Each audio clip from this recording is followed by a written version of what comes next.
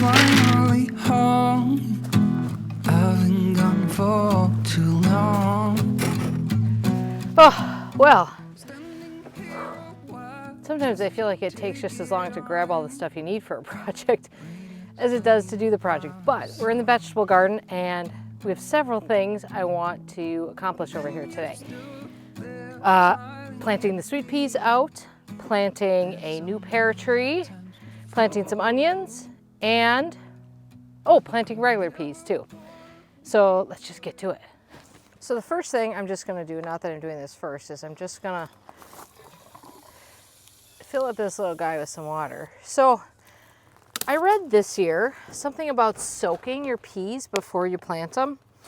I mean, it makes sense. It works for other things, but I've never done that before. So I'm going to soak this is Cascadia snap pea. So I'm going to soak these. It said soak them for about an hour. So I'll do this last. That'll be an hour. We're also looks like it's going to rain. So we're potentially dodging some rain here. Okay, there's my little peas. Okay, now to the tree. Okay, so this is my new pear tree. This is a pear tree called Ubaline. And I'll tell you how I got another pear tree. I was not planning on planting another pear. As you know, I have a Bartlett pear espalier over here, and then I have an Asian pear, which I don't really consider a pear, it's a different thing, over on the house. Now, when I bought the Bartlett, I specifically bought the Bartlett because I was told that that was a good pollinator for the Asian pear. Well, last year they bloomed at completely separate times. So I didn't get any fruit on the Asian pear and I got one pear off the Bartlett. So I went online and looked for a pollinator for the Bartlett and Ubaline came up. So I bought this bare root from Junk Seed and this is how it came. I was pretty impressed by how tall it is.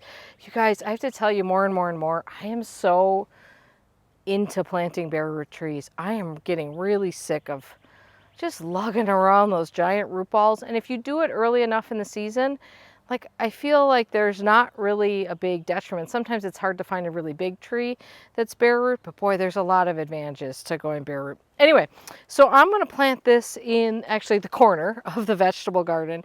And I think I'm going to try to espalier this. I don't know. We're going to get in the ground and that's the first step.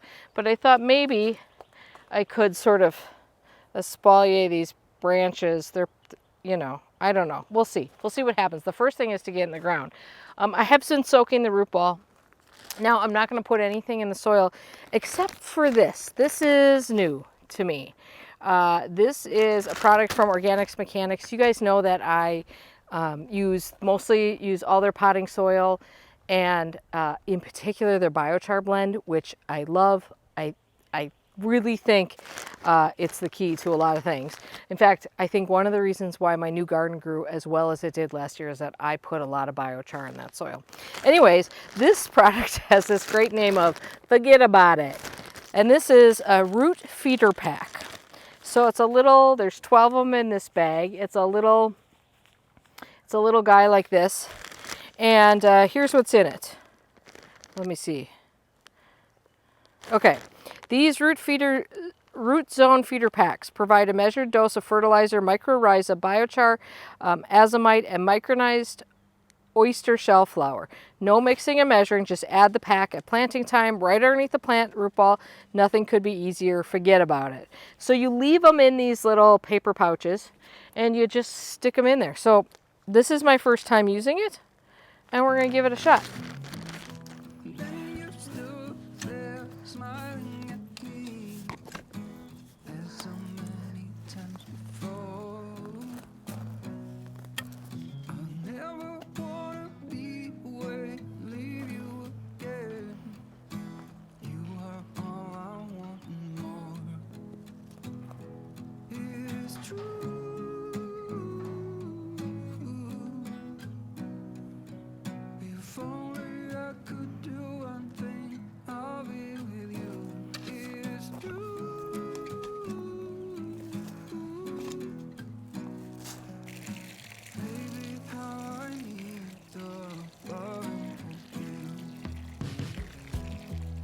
Okay, so I don't know if this is going to work, but I'm going to give it a shot. Pear wood tends to harden quickly, so if you're going to train it, you usually have to get it pretty early, and a couple of these are pretty rough, but I'm going to try to gradually bend it down. Last year, I got some of these clips. See if you can see these. I got some of these clips. These are much nicer looking than the green tape that I used on some of the Belgian fence. So I don't want to obviously take any chances of breaking this, but so I'll have to gradually sort of see what happens here, but I'm going to give this, and this one I'm just going to go to about here for now and see what happens. Maybe I can go one more.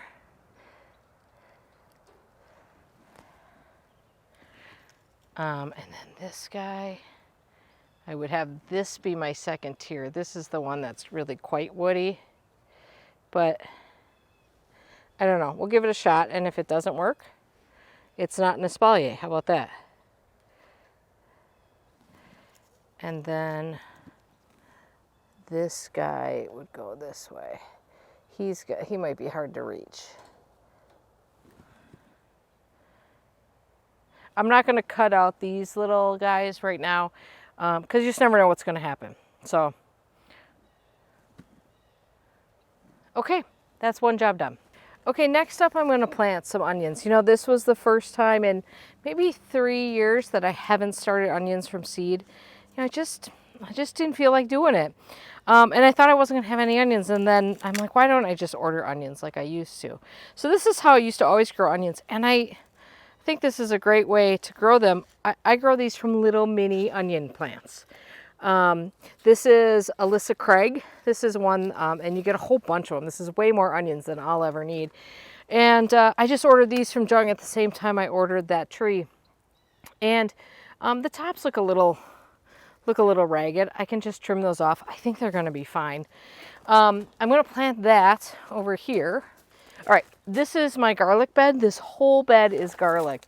It's all doing really well. It's all come up really well. I'm going to plant onions all the way around the edge here because this garlic will get harvested in like late July, but the onions won't get harvested by then. So whatever comes in this bed next, the onions can just be like sort of a border for that. I'm going to throw some garden tone in though, because both onions and garlic are heavy feeders. I'm just going to go right along the edge. On top of the mulch, it'll get worked in there.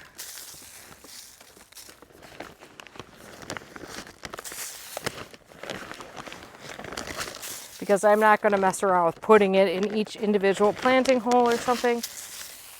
Here's a fun tool I don't get to use nearly enough. This is my dibber, but this is like it's a vampire dibber. We're gonna just go super quick on this. Actually I should pull them away from the edge just a touch. So they say 3 to 4 inches apart. I'm probably doing 4 or 3. Suffice to say, I'm not worried too much about perfect spacing.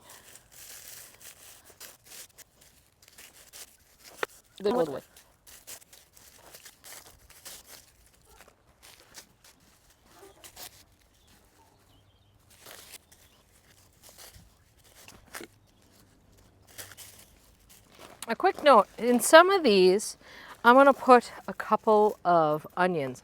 So the past couple of years, when I've grown them from seed, I've planted them in clusters of like 5. And then I was able to pull some onions to use as green onions. It does lead to a smaller onion in the end, but I don't need huge onions. I don't need 2-pound onions. So this way I actually found the onions a little bit more practical because I was able to use them as they were growing and have plenty of onions at the end. So I'm going to cluster groups of 2 or 3 in a couple of spots too.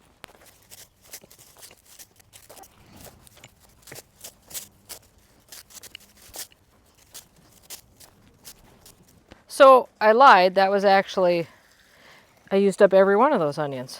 So there you go.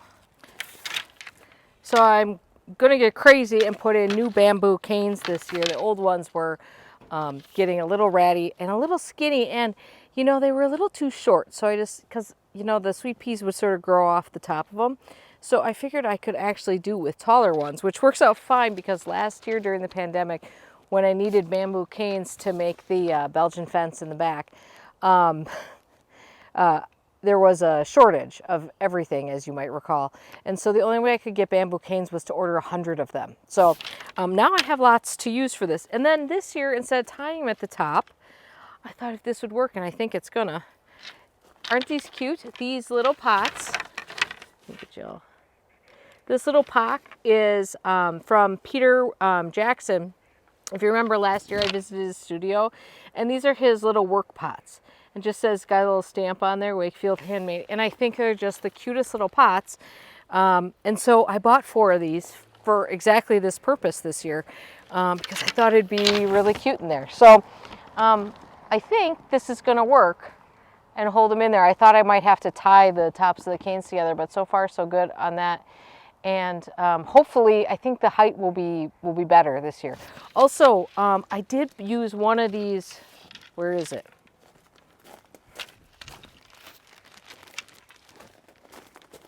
Also, I did put one of these root zone feeder packs in the center of where I'm going to plant the sweet peas because I thought I'd try it there too. They might really like that. Now, I will tell you that I'm going to plant the sweet peas in a second here. I just want to get the canes in place. But a week ago or so, I went in here and amended the soil where the sweet peas grow. I always add a good amount of really well-rotted manure in there because they're such heavy feeders, and they really appreciate that. So I like to get that in and mixed in so it has a little bit of time to sort of settle in there before the sweet peas get in there. Okay, put these in now.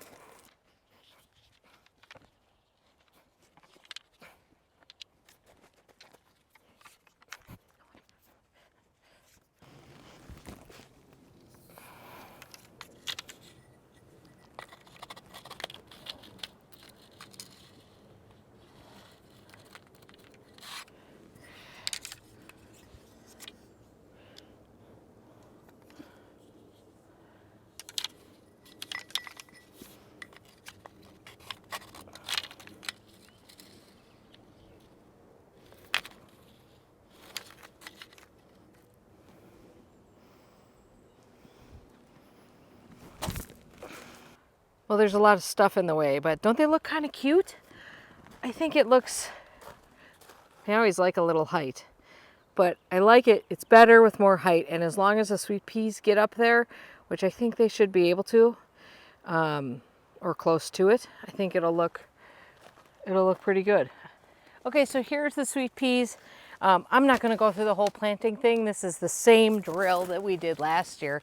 Also, a little bit of the same problem we had last year. Remember last year I held off on planting the sweet peas because these beds were full of bulbs. And they are again. However, I didn't plant these. These are any bulbs you see in these beds are all ones that came back from last year. I did plant tulips, which we're going to show you hopefully as soon as they're blooming. We'll do a tour all along the edges here. But there's still some that came back. So I'm not going to go out of my way to save anything here. If it blooms, that's great. And if not, that's okay. I wasn't planning on it anyway. So I think I could have planted these out sooner. This is the same deal as last year. I grow them in these root trainers. And the beauty is that you can just open these up. I'll link to the video I did on starting these, the sweet pea growing guide. But you can see what they look like when they're all growing in there. Beautiful, healthy roots that go all the way down. And we just slide them in. This is the extra long root trainer, which I prefer. When it comes to placing these and how I mix and match them, I have a plan for a couple of beds. I like to leave one mostly blue and one mostly orange. But for the rest of them, I just sort of wing it. And so that always makes it a little interesting when I'm trying to figure out which ones I want to plant together. Ultimately, I don't think it matters much. They're all beautiful. I do need to get some string to tie these guys up and get them started in the right direction, however.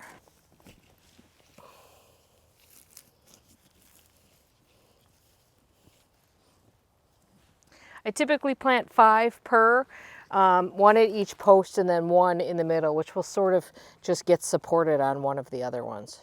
And I did pinch all of these back a while ago now. Okay, so it's been over an hour, and these have soaked, and I've poured off the water. Now I'm going to use a little inoculant. This one is actually expired, but I'm going to use it anyways because it's what I got. Inoculant's good to use on beans and peas. It helps fix nitrogen. And because these are a little damp, it'll stick to them. What you want is the inoculant to be stuck to the seed that you're putting in.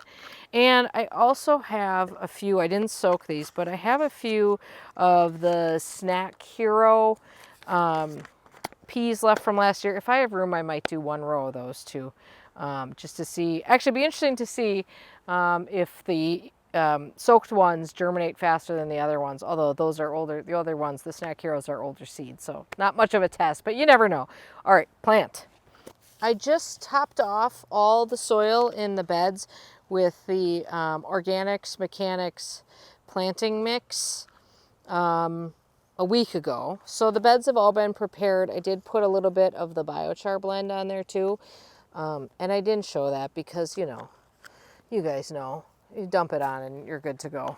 I'm planting these, I should probably be planting them farther apart, but maybe 3-4 inches. And I sort of have created a line to follow. I should have brought out my little row guides.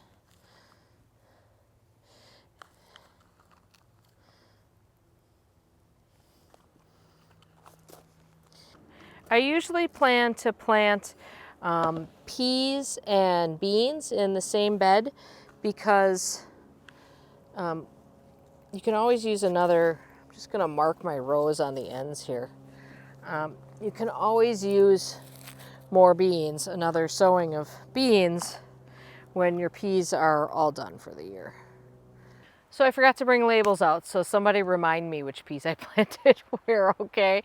I have to tell you, I feel a great deal of satisfaction having several jobs done in the vegetable garden. Last year I got really behind on so many things in here. I didn't plant peas until probably June, and therefore I don't think I even got a pea harvest last year. I did plant again in late summer for a fall harvest and got a few. But for the most part, last year was a total pea bust for me. So I feel very, very on the ball and very happy with where I'm at least in terms of the vegetable garden. Every time I do something in the garden, I always feel like, okay, well now we know we're in spring. And it's true for this too, but everything is kind of that way. So anyway, I hope you guys enjoyed sort of following along today. I hope you guys are doing something fun in your vegetable garden. There's a lot more things I could be doing. There's a lot of other crops that could be getting out. I'm just not organized to do that yet at this point. So we do what we can when we can get to it, and the rest comes when it comes, right?